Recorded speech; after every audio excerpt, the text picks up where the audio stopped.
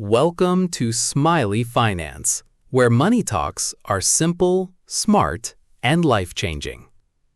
From the moment most people are born, they are told one thing over and over again. Go to school, study hard, get good grades, get a good job, and eventually, you'll have a successful life. For generations, this formula has been repeated so many times that most people never stop to question it. But eventually, many adults discover something shocking. After spending over a decade in school, after passing exams, after memorizing formulas, after writing countless tests, they enter the real world and realize they were never truly taught how money works. Nobody taught them how to budget properly. Nobody taught them how debt really works. Nobody explained taxes clearly. Nobody taught them investing. Nobody explained financial freedom. Nobody taught them how wealth is actually built. And suddenly, people find themselves earning money, but completely unprepared to manage it. This creates one of the biggest frustrations many adults quietly carry. How did I spend so many years in school and still know almost nothing about money? That question has become more common than ever before. And honestly, it's a fair question. Because money affects almost every part of adult life. Where people live, what opportunities they have, their stress levels, their freedom, their relationships, their future. Yet financial education remains surprisingly absent in many school systems around the world. Why? Why do schools spend years teaching subjects many people barely use later in life, but avoid teaching practical financial knowledge that almost everybody will eventually need? The answer is complicated and, honestly, a little uncomfortable. Because the truth has less to do with conspiracy theories and more to do with how the education system itself was originally designed. Most modern school systems were not created primarily to build financially independent thinkers. They were created during a period when society needed workers, reliable workers, obedient workers, people trained to follow structure, schedules, and instructions consistently. Think about how schools operate. Fixed schedules, permission systems, standardized testing, authority structures, reward systems for compliance. Students are trained very early to follow instructions carefully. Show up on time, complete assignments, pass tests, repeat information accurately. And while discipline and structure are important, the system often focuses far more on preparing people to function inside existing systems, rather than teaching them how to create independent financial systems for themselves. That distinction matters. Schools are generally very good at preparing students to become employees, but far less effective at teaching people how to become financially independent. And because traditional education systems were built during a different economic era, an era where stable jobs were more common, an era where simply getting employed often provided long-term financial security. But the modern world has changed dramatically. Today, many people graduate with degrees and still struggle financially. Not necessarily because they lack intelligence, but because intelligence and financial literacy are not automatically the same thing. Someone can solve complex equations, yet still misunderstand credit card debt. Someone can write academic essays, yet know almost nothing about investing. Someone can graduate with honors, yet still live paycheck to paycheck for decades. That disconnect surprises many people, but it reveals something important. Academic education and financial education are not identical, and one does not guarantee the other. Now, here's another major reason schools often avoid teaching money deeply. Money is emotional, very emotional. People have different beliefs about wealth, capitalism, investing, debt, success, and financial risk. And because of that, creating universal financial education becomes politically and socially complicated. Some people believe investing is essential. Others distrust financial systems entirely. Some believe debt should be avoided aggressively. Others see debt as a tool. Some prioritize entrepreneurship. Others prioritize career stability. Money conversations often reflect deeper values and ideologies. That complexity makes financial education harder to standardize. But even beyond that, there's another reason many schools struggle to teach practical money skills.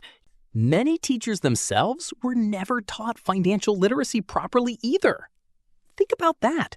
Someone can become highly educated academically without ever receiving strong financial training personally. So expecting schools to produce financially educated students consistently becomes difficult when financial literacy itself was never deeply integrated into the educational system. Now, here's something many people never realize. A lot of financial education today comes from experience rather than formal education. Unfortunately, experience can be expensive. People learn about debt after getting trapped in debt. People learn about bad spending habits after financial stress appears. People learn about investing late because nobody introduced them earlier.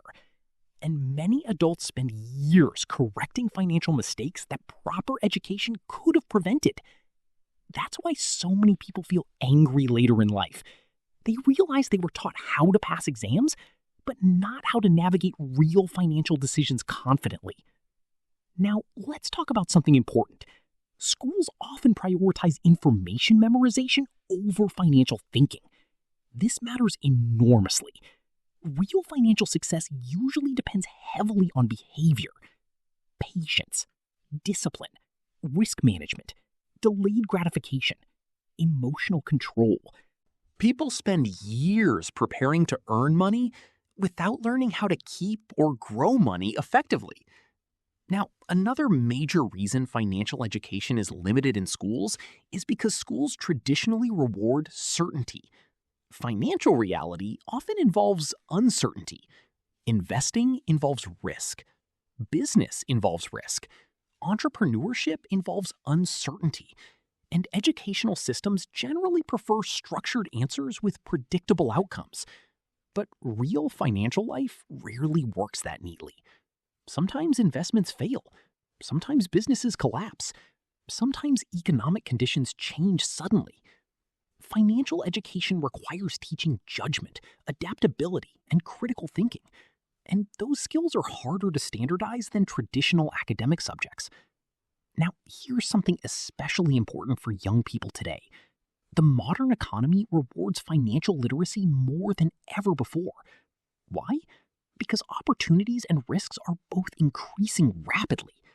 People now have access to investing apps instantly, online businesses, cryptocurrency markets, digital income streams, global financial information. But access without education can become dangerous because financially uninformed people often make emotional decisions, panic investing, trend chasing, overspending, debt dependency. That's why financial literacy matters more now than ever before, not less. And honestly, many young people today are beginning to realize this. That's why finance content online has exploded. People are searching desperately for answers schools never fully provided. How does investing work? How do taxes work? How does credit work? How do wealthy people think differently about money? There's a growing hunger for practical financial education because many people feel underprepared for adult financial reality. Now, here's another uncomfortable truth. Some systems actually benefit from financial ignorance. Financially uninformed consumers are easier to influence, easier to sell to, easier to trap in debt cycles. Think about modern advertising. People are constantly encouraged to consume, upgrade constantly, spend emotionally, finance lifestyles, buy now, pay later. But very few industries profit heavily from teaching restraint and financial discipline. Consumer economies often depend on spending, which means financially disciplined behavior is sometimes culturally discouraged indirectly. Now, this doesn't mean society secretly wants people poor. The reality is more complicated. But financially uninformed populations are often easier to market to emotionally. And emotional spending drives enormous economic activity. That's important to understand. Now, here's the biggest irony in all of this. Many people spend years chasing higher income, believing income alone solves financial problems. But income without financial education often creates bigger financial mistakes. Someone earning more money without discipline may simply increase debt faster, increase lifestyle inflation faster, increase financial pressure faster. That's why financial literacy matters regardless of income level. Now let's talk about something schools rarely emphasize enough: ownership. Most people are trained primarily to work for money. But wealthy individuals often focus heavily on ownership. Owning businesses, owning investments, owning assets. This distinction changes everything financially. Employees trade time for money. Owners often build systems that continue generating value over time. And while employment is important and respectable, understanding ownership is also critical for long-term wealth creation. Unfortunately, many people never deeply explore this concept until much later in life. And by then, they often wish they had learned earlier. One of the biggest consequences of schools not teaching financial literacy properly is this. Millions of people enter adulthood emotionally and financially unprepared for real life.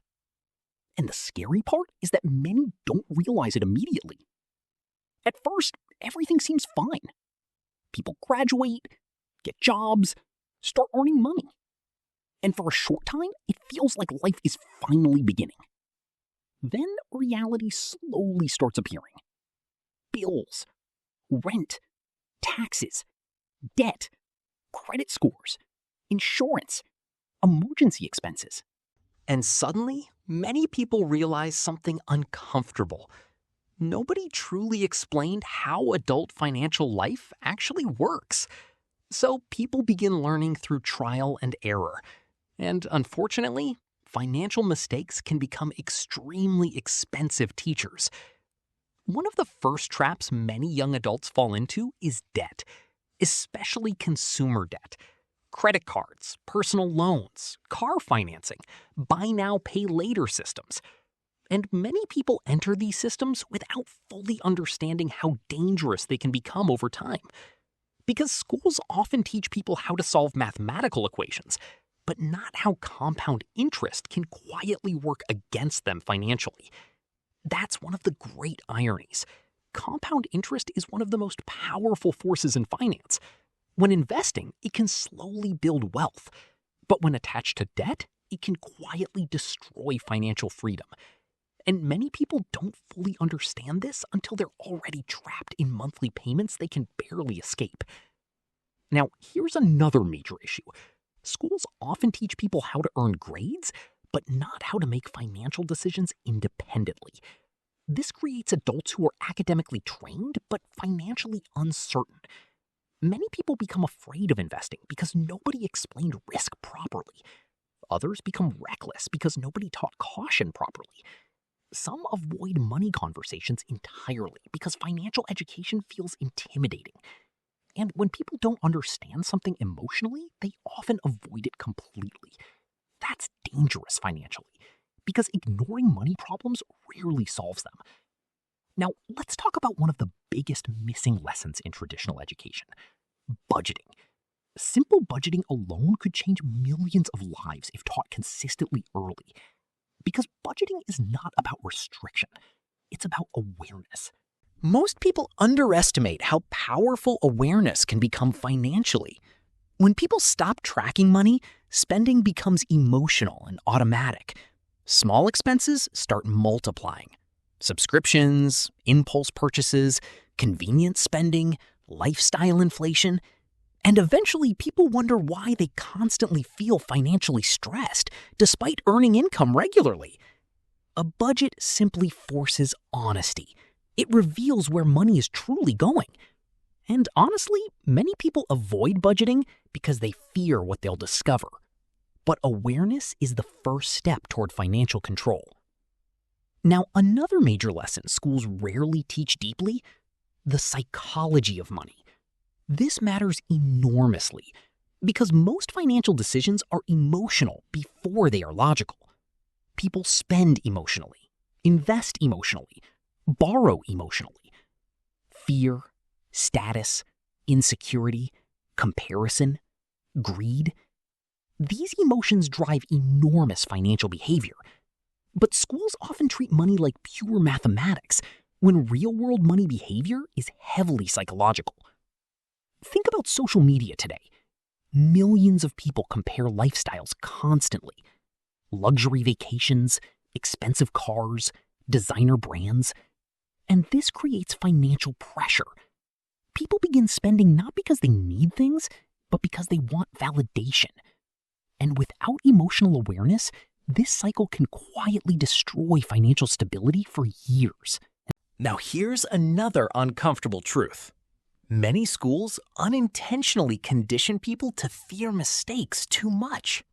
Students are trained to avoid failure constantly. Wrong answers are punished. Mistakes reduce grades. Perfection becomes rewarded. But financially, fear of failure can become dangerous. Why? Because wealth creation often requires learning through experimentation. Businesses fail sometimes. Investments fluctuate. Opportunities involve uncertainty. And people terrified of mistakes often avoid opportunities completely. Now, this doesn't mean people should become reckless, but it does mean financial growth often requires calculated risk-taking and adaptability. Unfortunately, many people leave school believing stability alone guarantees success forever. The modern economy no longer works that simply.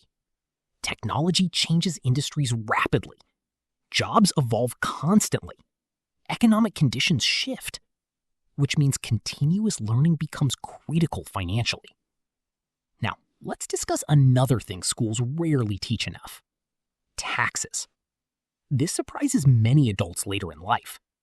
People spend years earning money without truly understanding how taxes impact income, businesses, investments, and wealth building. And because taxes are complex, many people feel intimidated discussing them. But financially educated people often understand something important. It's not only about how much money you make, it's also about how much money you keep. And understanding taxes legally and responsibly can make enormous long-term differences financially. Now, another critical missing lesson: the difference between assets and liabilities. This concept alone changes how people see money forever. An asset generally puts money into your pocket over time. A liability generally takes money out. But society often encourages liability ownership aggressively. Luxury cars, expensive lifestyles, constant upgrades. People celebrate visible spending. But true wealth often grows through asset accumulation quietly. Investments, businesses, ownership, income-producing assets. Unfortunately, many people learn this distinction late, after years of focusing primarily on appearances rather than financial foundations. Now, let's talk about something even deeper.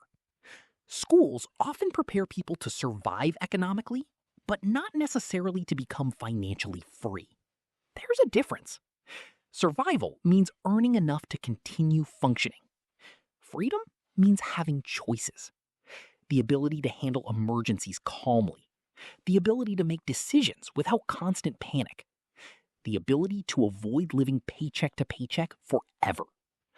And achieving that level of financial stability usually requires knowledge beyond traditional education alone. Now, here's another reason financial education matters so much today. Modern society makes spending easier than ever before. One-click purchases, instant financing, digital subscriptions, online shopping everywhere. People can spend enormous amounts of money almost effortlessly now. And companies invest billions studying human behavior to make spending feel emotionally rewarding. That means financially unaware people are constantly vulnerable to manipulation, especially emotionally driven spending. And without financial education, many people become trapped in cycles they barely understand.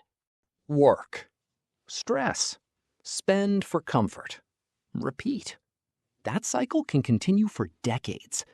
Now here's another lesson many adults wish they learned earlier. Delayed gratification. This principle is one of the foundations of wealth creation. The ability to sacrifice short-term pleasure for long-term benefit. Saving instead of overspending. Investing instead of consuming everything immediately.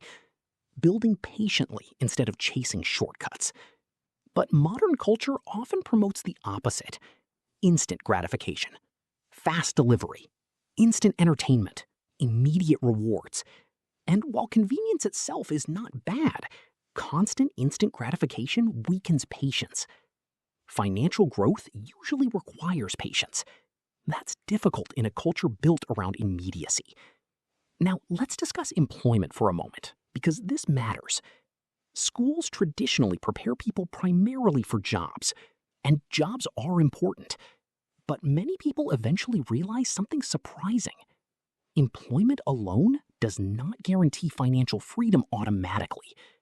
A high-paying job can still become stressful if spending rises endlessly. That's why financial literacy matters regardless of profession. Doctors can struggle financially. Athletes can go bankrupt. Celebrities can lose fortunes. Because income without financial management is unstable. And that's one of the biggest lessons many adults learn far too late. Now, here's something hopeful, though. Even though schools may not teach enough about money, financial education is more accessible today than ever before. Books, podcasts, finance channels, online courses, investment education. People now have access to information previous generations never had easily.